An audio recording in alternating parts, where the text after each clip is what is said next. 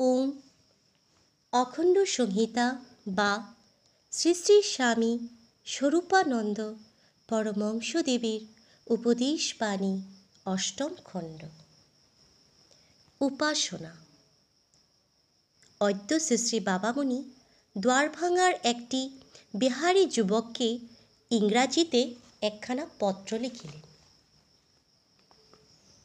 Whatever may you have lost through mistake and unwisdom, the secret of regaining them is prayer. Accept a life of prayer. Prayer while at work and at rest.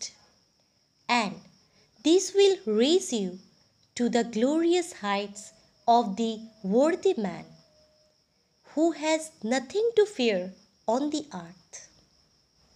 Prayer will make you the master of yourself. অবিবেচনা ও ভ্রান্তিবশত যাহা কিছু হারাইয়াছ, সব কিছু ফিরিয়া পাইবার নিগুড় কৌশল হইল প্রার্থনা। ভগবত উপাসনাময় জীবন বরণ করো।